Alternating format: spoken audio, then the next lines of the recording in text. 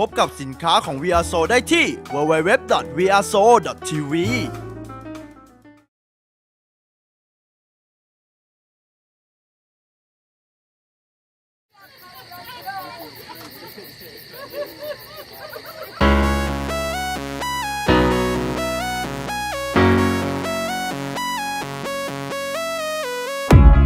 มาร้องหงแมวร้องเมียวนกร้องจิบและหนูร้องจิสวัวร้องมอกบร้องอบและเจ้าช้างก็ร้องแปลนแปลนเป็ดกับเจ้าปลาพุงพุงและแมวน้ำร้องแอวแอวแอวแต่ยังไม่ทราบหนึ่งเสียพิฆาตตัวเฮียมันร้องไงอะ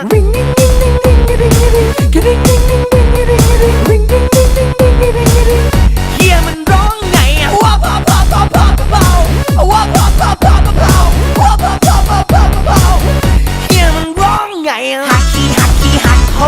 ฮักกี้ฮักกี้ฮักโฮฮักกี้ฮักกี้ฮักโฮเฮียมันร้องไงอะ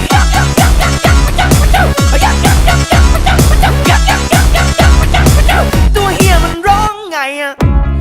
ตากลมโต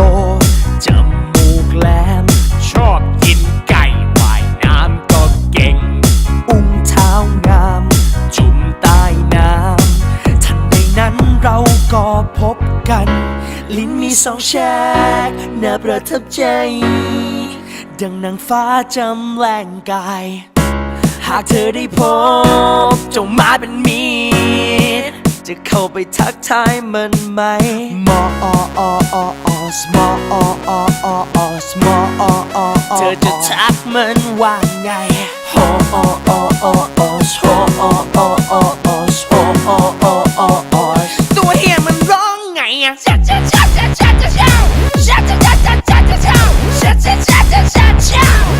ฮียมันร้องไงอะ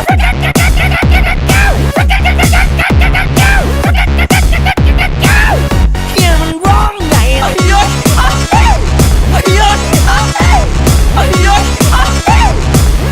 เฮียมันร้องไงอะ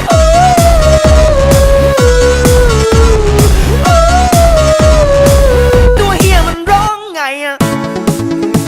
ความลับของตัวเฮียนั้นซ่อนมา5,000 ปีในแม่น้ำสักทีเธอแฝงกายในน้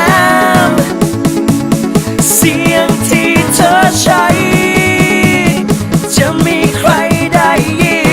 นสิ่งนี้ยังคงรอการพิสูจน์